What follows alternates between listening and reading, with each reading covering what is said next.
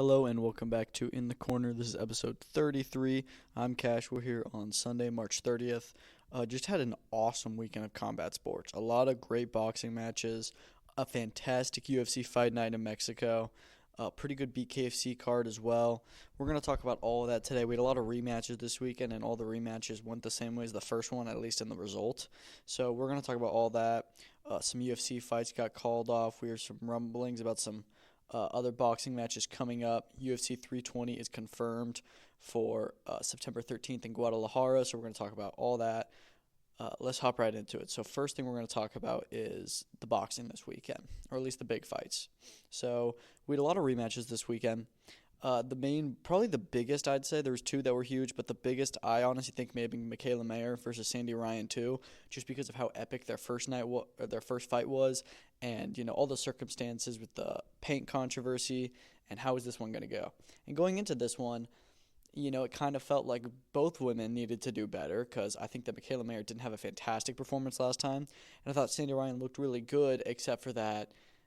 Did the paint really affect her, because she didn't start getting going into the later rounds, and a lot of people feel that if that paint hadn't happened, she may have won the fight, and she wasn't fully focused and locked in for the first few rounds. So it was clear this time that she needed to start getting going quicker, and Mikaela Mayer had to leave no doubt that she won the first fight, and that she did. As soon as this fight started, she came out swinging. She brought the power and the pace to Sandy Ryan. She outdogged her when usually you would expect Sandy Ryan to be the one to try and do that.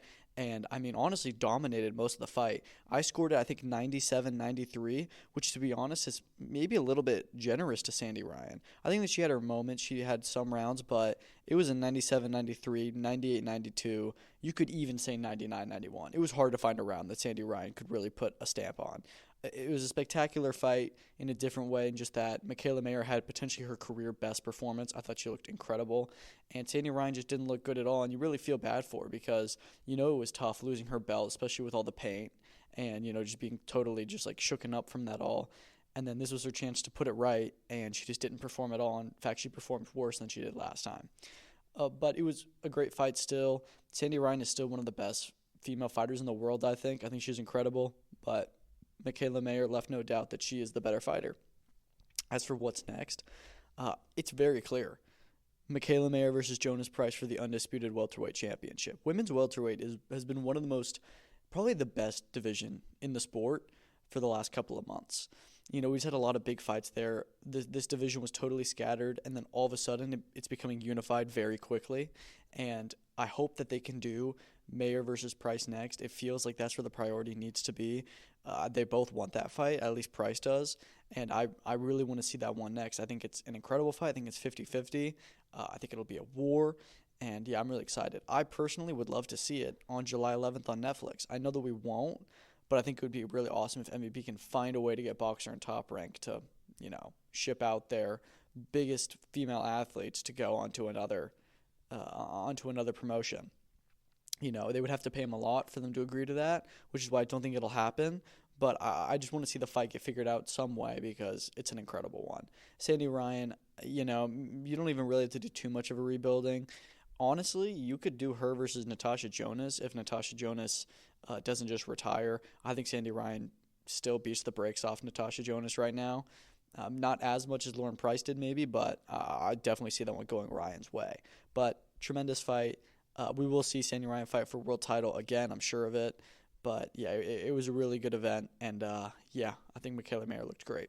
Let's talk about this card really quick. You had Brian Norman in the co-main event, where he just ran through Derek Cuevas, stopped him in the third round. I thought that he performed very well, and I think that he did exactly what he should have done with Cuevas, but I still just didn't like that fight from the get-go. It didn't make any sense.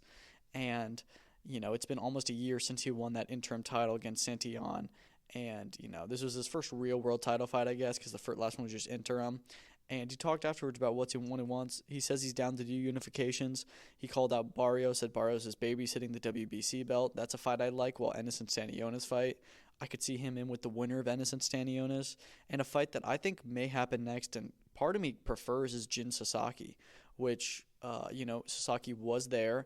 I believe he's very high ranked with the WBO. In fact, I think he may be called as Norman's mandatory. And I think that that's a really good fight. It's one that you would probably favor Norman in, but they're both big punchers, so you could see something awesome. I just think that Norman is probably the more technically gifted fighter of the two. The question is like the discipline and stuff, and is he going to be injury free? But I think that he should be able to beat Sasaki, but it'd be a war. It'd be awesome. Sasaki's a very fun fighter to watch. I wouldn't mind that one happening at all. We could see that this summer. I want to see Norman return within the next 6 months after being out for so long and people kind of questioning, is he that guy?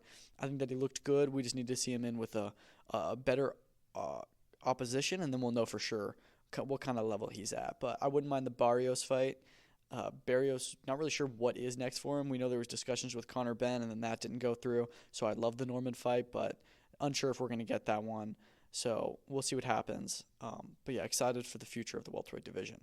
Now down to the featherweight division, Bruce Carrington also delivered a third-round knockout over Jose Enrique Vivas. He came out, very just on point and dropped Vivas in the second round and then stopped him quite early on in the third round.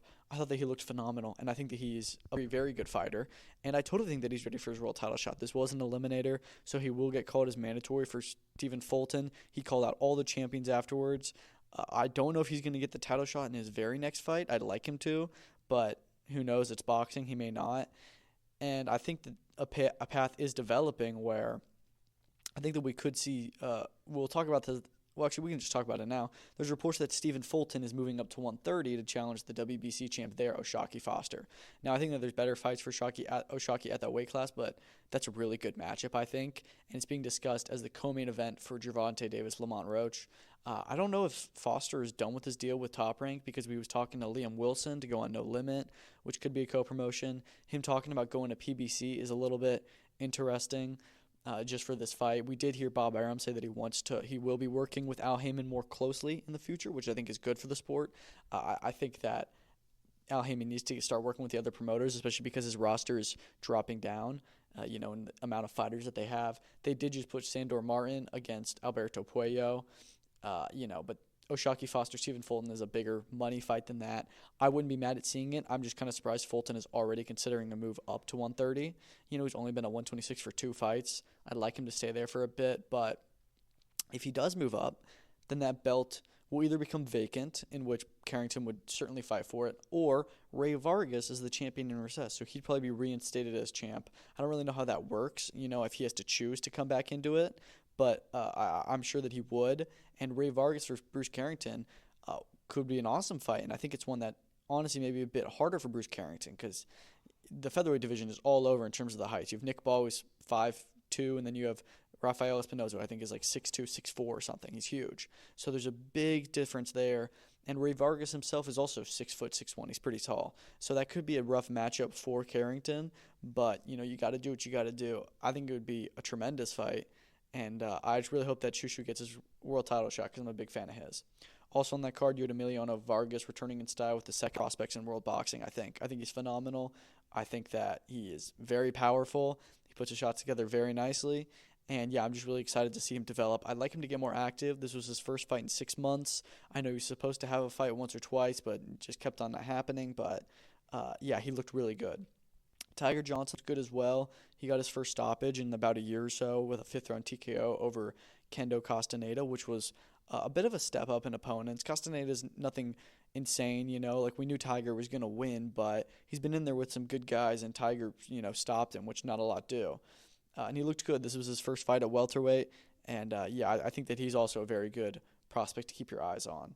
And then we start off the night with Emmanuel Chance making his pro debut. Looked pretty good over 4 rounds, and Dedrick Crocklum got himself a first-round TKO. A very odd finish. We knew he was going to stop him anyways with the way the fight was going, but I don't think that a stoppage was necessarily I think it felt a little bit rushed in there. And I think the ref called it too, as most people are saying. So not sure about that one, but he still looked very good. But yeah, a lot of really good fighters in the card. It was a shorter top-ranked card. It only went for about 4.5 hours, I want to say.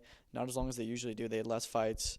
Standouts were definitely Mikaela Mayer, of course. Brian Norman and Bruce Carrington looking good, and Emiliano Vargas doing what he does. So hopeful to see all of them return soon. The other big boxing card, and also a rematch, was William Zepeda Tevin Farmer.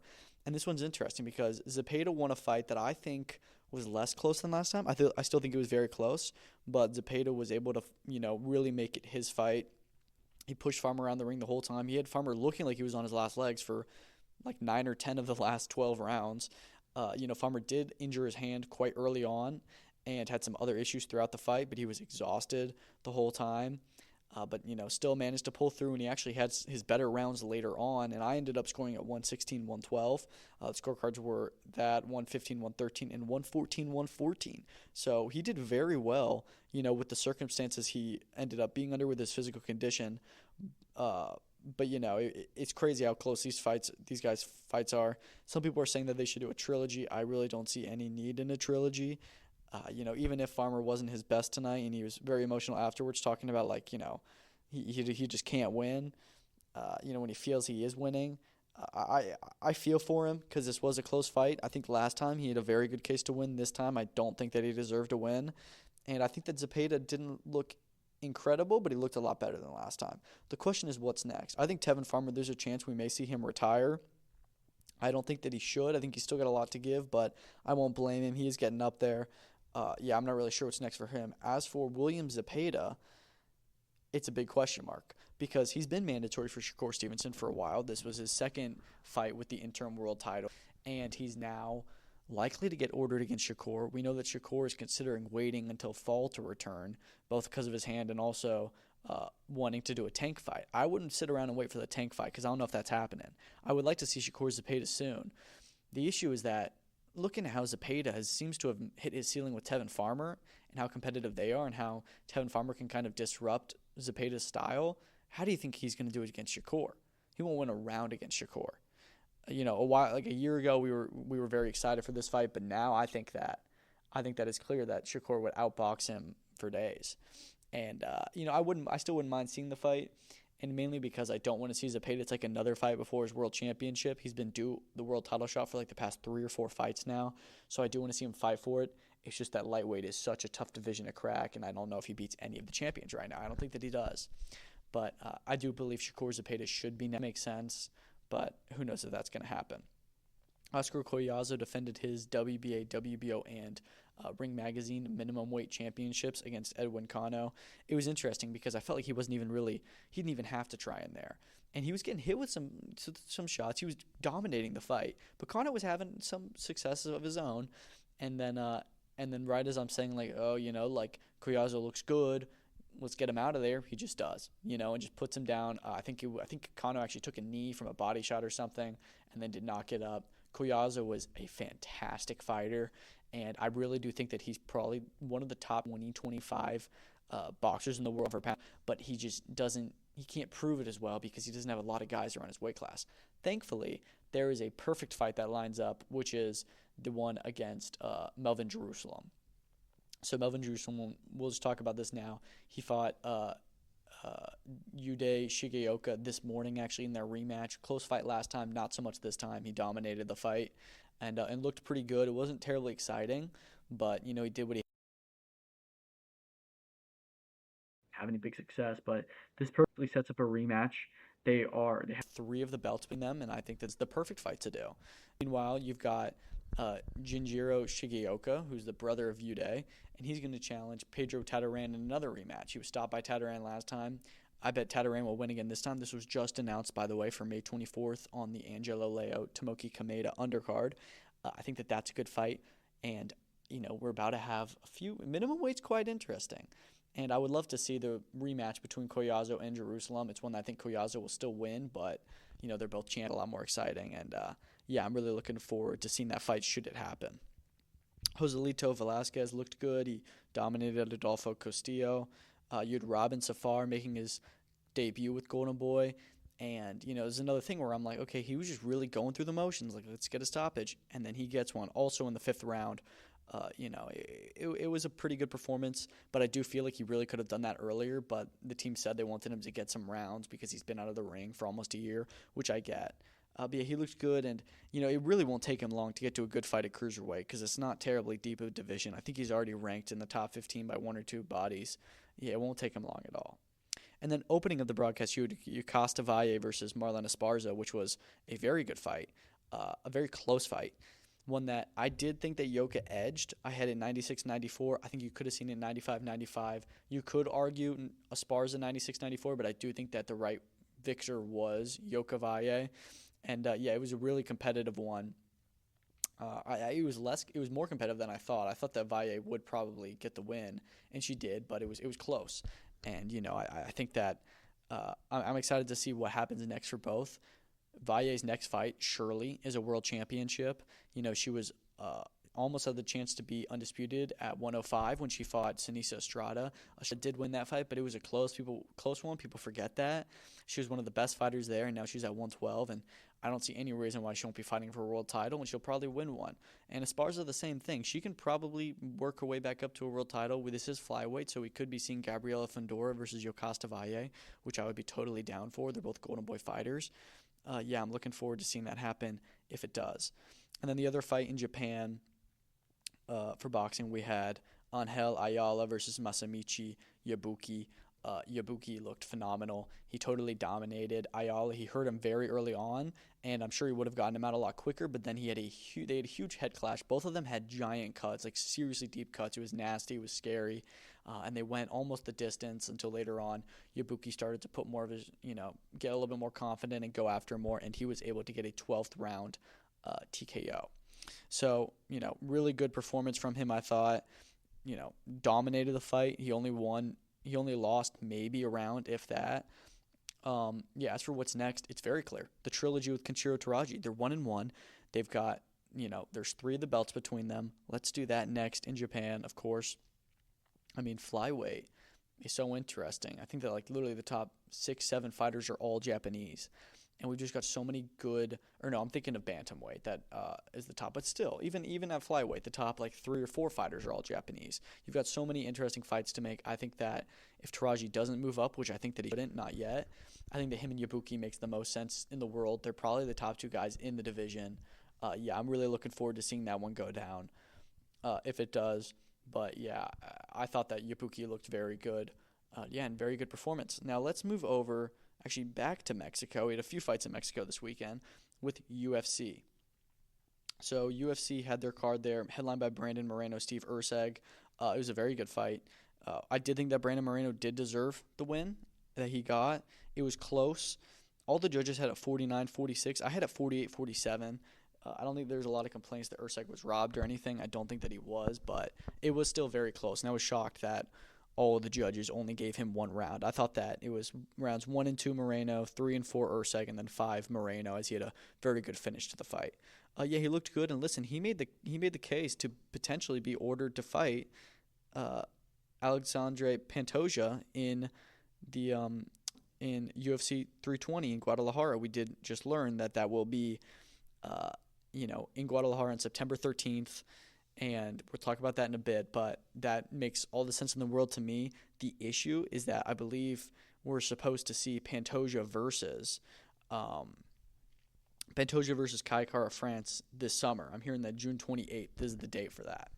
So that could be good. I wouldn't mind that at all. Moreno is number 2, Royval is number 1, so they did just fight last year and Royval won that one, so he may have more of a case than Moreno does to get the belt, but we'll see. I think that Pantoja will beat everyone in this weight class, which is why I wouldn't be mad at him moving up. And, I would like to see Pantoja to fight a Mexican on that weekend, should that be Moreno or not. I don't know if he's going to be ready by then. So we're going to see what happens next with Moreno. It could be a rematch with Royval, honestly. But, there's lots of good stuff to come in that division. Also on that card, or as for Erceg, he's on a 3-fight losing streak now, which, is unfortunate.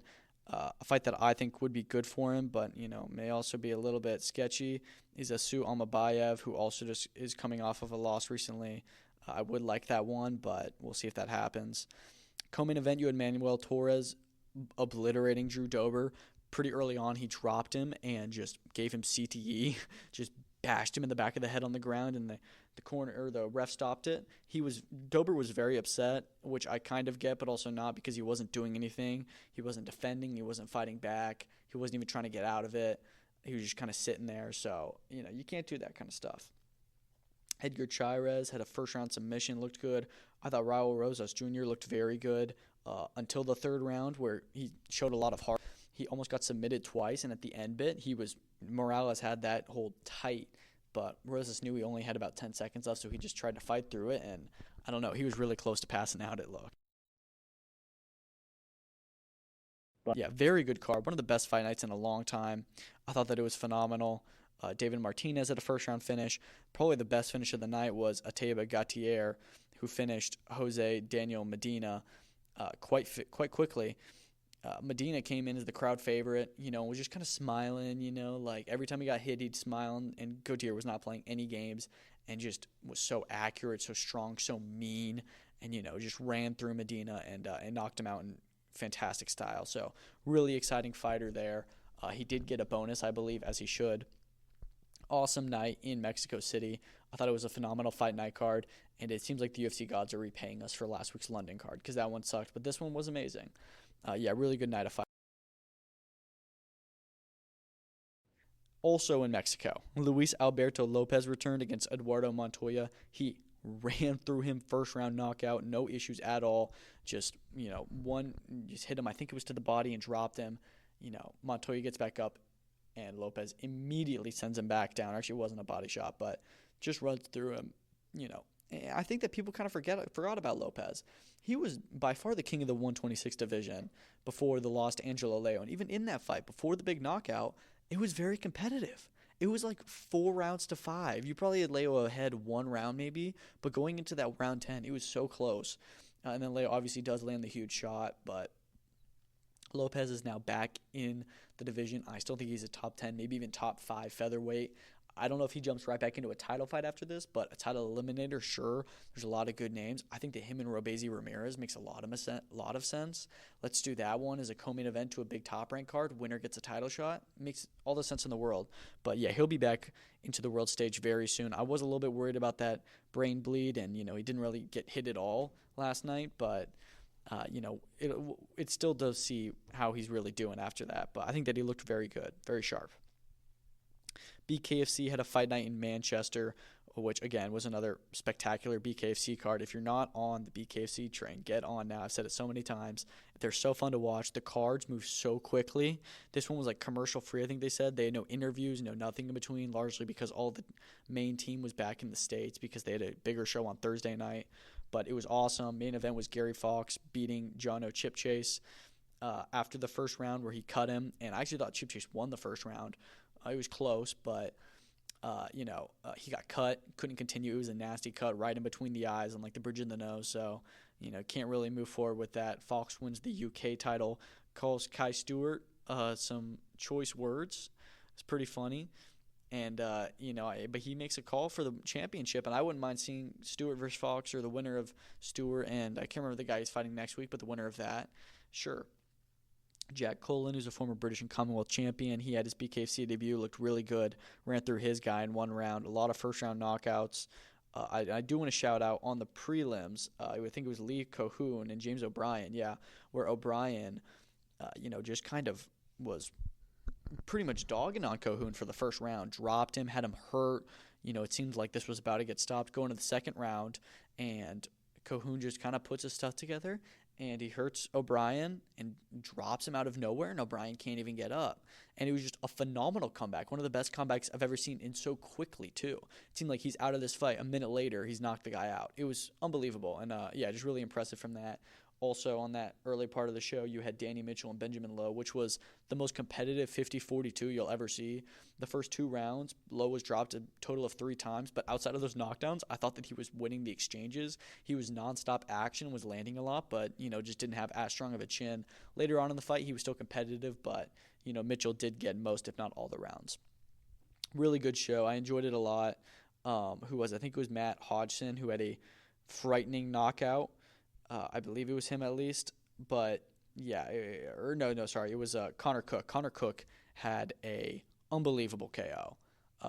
Put his guy out right while he was standing up and just fell asleep midair and then went down. He was out for like 5 minutes too. It was crazy, But, really good performance, made a statement. Yeah, just a really fun show. I really enjoyed it. And then lastly today, also in the UK, you had a top-tier show, which I think was a big improvement for them. Very fast pacing, last so long. Yeah, you did have a lot of decisions on this card, so it still, went a good bit. But I thought the matchmaking was good as well. Usually it's awful. Zach Fee and Darwin Martinez. Martinez put in his best performance, I think. He's like 8-29, I think. You see him all the time on these UK shows, not win around.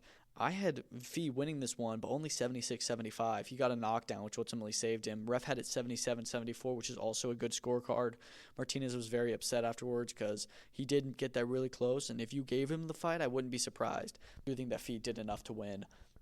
You had Keomin Agyarko, I don't really know how to pronounce his name, but he returned over 8 rounds, looked decent, but I don't really know why he's doing this fight. I'd like him to fight someone, better because he's pretty well ranked. I'd like to see him against the winner of Ishmael Davis and Ryan Kelly. I think that fight makes a lot of sense. He's down at 154. It's a great fight to make in the UK. And then the main event, you had Konstantin Ursu versus Ethan James, which was really competitive, I thought. I do think that Ursu was maybe ahead like 4-2 going into the 7th round. It was good. It was, it was pretty high-paced action, and I was enjoying it. And then out of nowhere, Ursu just lands this big shot and knocks out James. He didn't knock him out cold, but James just got laid out and couldn't even move, was just kind of staring at the ceiling, trying to move, but really couldn't.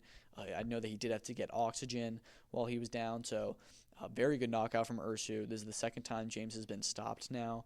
While he himself has never gotten a stoppage, so I think that he's kind of finding his ceiling at British level. But yeah, Ursu is now the Commonwealth welterweight champion. It's weird because this top-tier cards, usually there's all these small prospects, and then all of a sudden they've got a Commonwealth title fight in the main event and a very competitive one. So it's just crazy, but good for them. It was a good fight.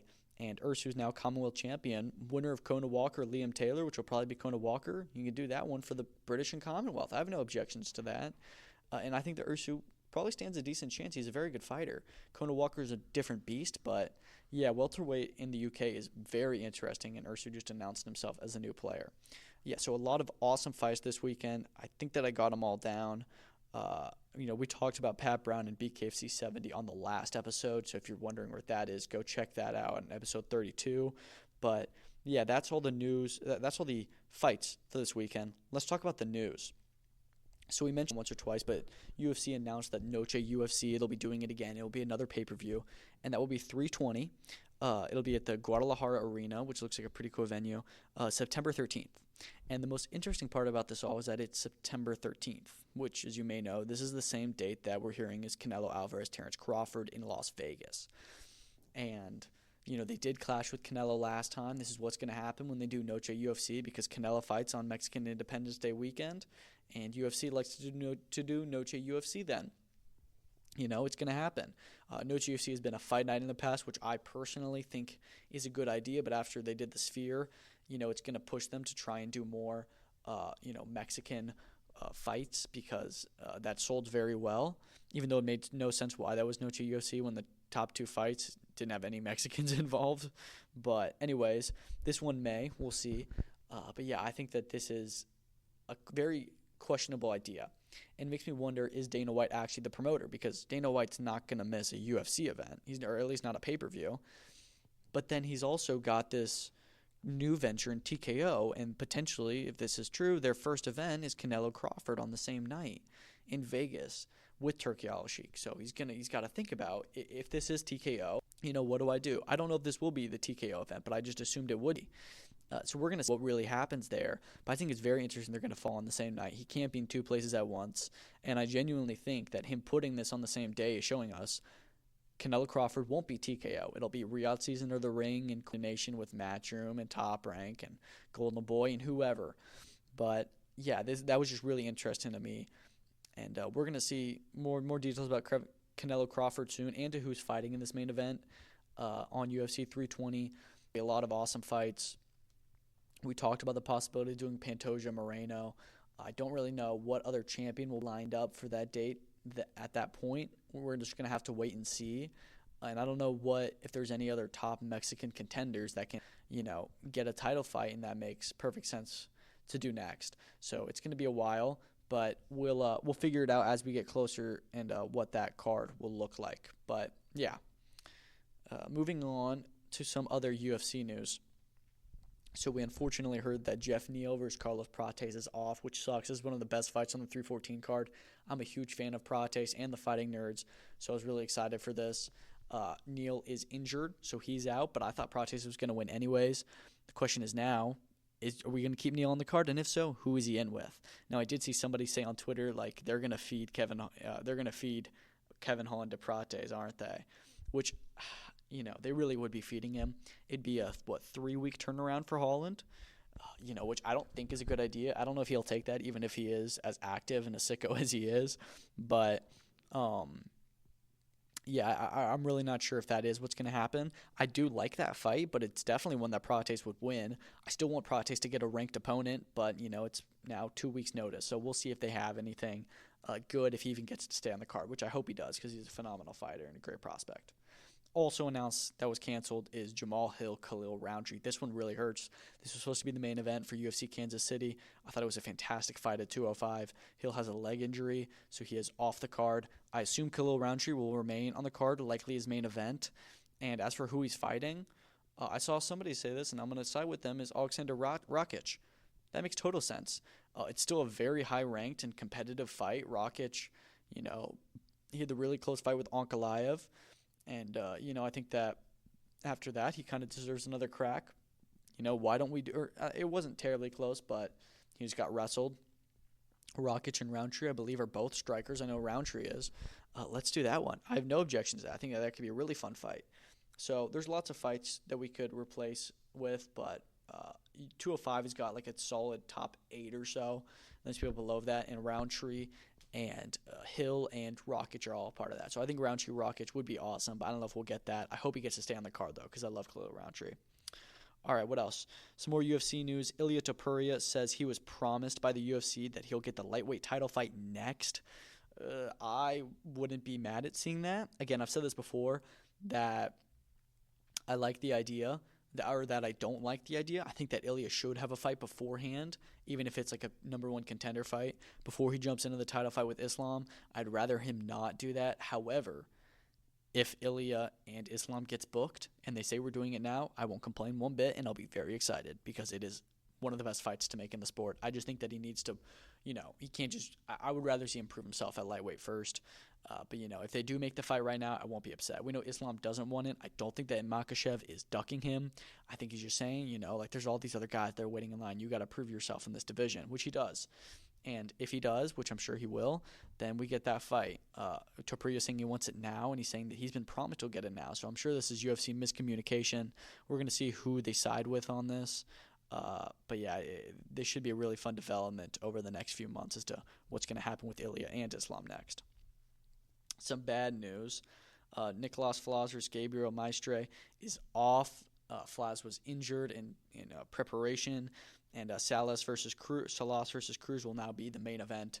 I like that main event. I still think that's a good fight. If you look at the card, it's still a solid card. It's just, man, this sucks because Flaz is a fantastic fighter. Him and Maestre was a world title eliminator with the WBA, I believe, and that was going to be a really awesome fight, a big fight for Pro Box. So this one really does blow. And, we'll talk about it this week, but I think we have 10 total events next weekend, and none of them are stinkers. Every single one is a great event. Even if it's a smaller one, it's an awesome card. And this is one of them, and this probably drops it to the bottom of the list, honestly, just because that main event was so good. But it's still a solid card, so it's whatever. I hope this one gets rebooked soon because I was really looking forward to this fight. And I feel like Pro Box TV, honestly, is bad luck. I feel like a lot of their main events get canceled, especially last minute, so it's whatever. But I do hope to see this fight get rebooked. Kermel Moten said that he'll be back May 31st in Vegas on a Caleb Plant undercard. We do know that PBC is planning this to happen. I hope that it does. Like I said, that's my birthday, so I really hope we get to see that, and I think that's a good time for Kermel to return on, and I'll be very excited if he's on that. The question is he going to be on the main card, and how many fights on the main card we're doing? Because PBC historically, for their fight nights, which I'm just going to call them fight nights, they're non-pay-per-views, they do 3-fight cards. Always. And then their pay-per-views, they do 4 fights. They just recently started doing prelims on the pay-per-views, but that hasn't really been a thing on the fight nights ever. And we know it'll be Caleb Plant in the main event and Jermall Charlo in the co-main. I assume that they would do another 10-round fight on the main show. Could it be like an 6-8 rounder with Carmel Moten? I wouldn't complain at that, but it does feel a little bit odd to have two big stars and then a big prospect. I feel like you would have to have somebody else on that card, especially with the amount of fighters PBC has. So I think that we could get somebody else on that card and then Carmel Moten not televised, or they do a prelim, but I feel like you got to televise him. He's one of the biggest prospects in American boxing. We got to build him up. So we'll see, but I would like to see Carmel televised for sure. And then the last thing we'll talk about, I'll double check to make sure there's no other news, but Conor McGregor said that he has turned down a fight or he didn't say who, but he said he turned down a fight on Alcatraz Island. We know that we know that His Excellency was planning an Alcatraz fight. We heard it'd be Teofimo Lopez in the main event. Then we heard that he wanted to do something with KSI, and then we heard that it's been moved. It was supposed to be in June, and now it'll be in March of 2026. I think it's just them trying to organize it with Alcatraz and had to push it back. But I think that we're going to do. I think that we'll probably do. I think that what the plan was to do probably was McGregor versus KSI on Alcatraz, which would be crazy if His Excellency was to go that circus, because we know him working with KSI is circus, him working with McGregor is a little bit circus, him working at Alcatraz is circus. Doing all that together would be a huge event. It'd be so crazy. Get the casuals like McGregor versus KSI and Alcatraz. What? I would watch it. It'd be awesome. But I don't think that I don't think that materialized for a lot of reasons. McGregor said that he turned it down. I do think that McGregor, I'm really questioning if McGregor will fight again. I hope that he does, but, it remains to be seen. But that's all that I got today. Thank you so much for listening.